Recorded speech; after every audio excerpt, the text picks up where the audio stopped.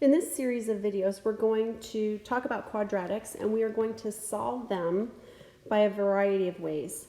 One way is going to be by factoring. It's my most favorite way. The square root method is another convenient method of solving quadratics, used only in certain circumstances though.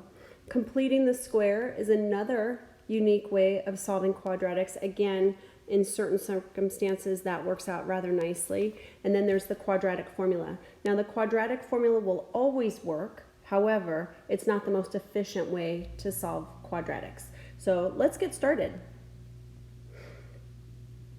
When we solve by factoring, there are certain steps that we have to take. First thing that we're going to do is we're going to write the equation in standard form. So we're going to write the equation in ax squared plus bx plus c equals 0 form. Our second step is to use factoring strategies to factor. So look for greatest common factor. If you have a trinomial, we'll be looking to factor that into two binomials. Step 3 is to use the zero product property. The zero product property says that anything times 0 equals 0. So in step 3, we end up using the zero product property by setting each variable factor equal to 0. And I'm going to go through all of these steps in our examples. So I'm going to come back to them. Just want to get them written down. Step 4, we're going to solve each equation from step 3. We'll solve each equation for x. Now the zero product property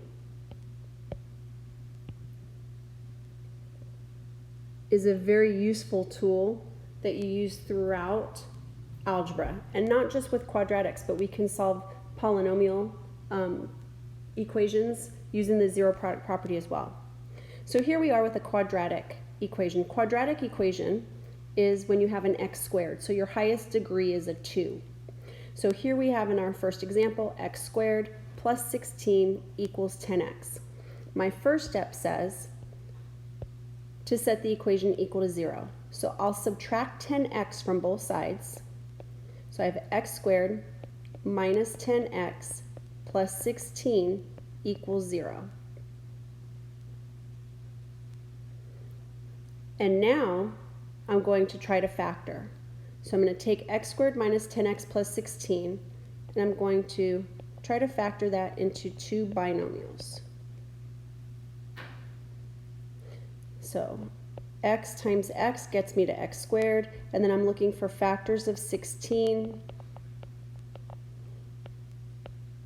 In this case, that are going to add to be a negative 10, so negative 2 and negative 8 will multiply to be positive 16. However, the outer negative 8x and the inner negative 2x will give us negative 10x. So now I'm going to take each variable factor. So x minus 2 is a variable factor, and x minus 8 is a variable factor. So I'm going to take each one and I'm going to set equal to 0. So I get x equals 2 and x equals 8. And that is my answer. So I've solved the quadratic equation by factoring, and I got x equals 2 and x equals 8. Let's try another one. We've got 18x squared minus 3x equals 6. Our first step says to set that equation equal to 0. So I'm going to subtract 6 from both sides. So 18x squared minus 3x minus 6 equals 0. And now it's time for me to factor. I'm going to make this pen just a little bit thicker. Now 18, 3, and 6 all have a 3 in common. So I'm going to factor out a 3. That's going to leave me 6x squared minus x minus 2 equals 0. And now I'm going to try and factor that trinomial to be two binomials.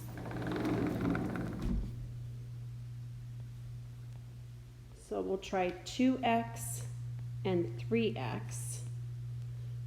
And then I'm not going to put the 2 with the 2x.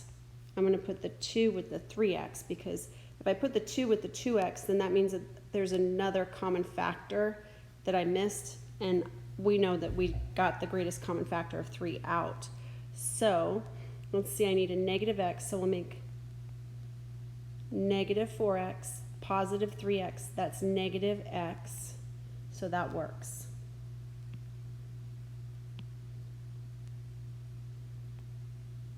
Now I'm going to take each variable factor.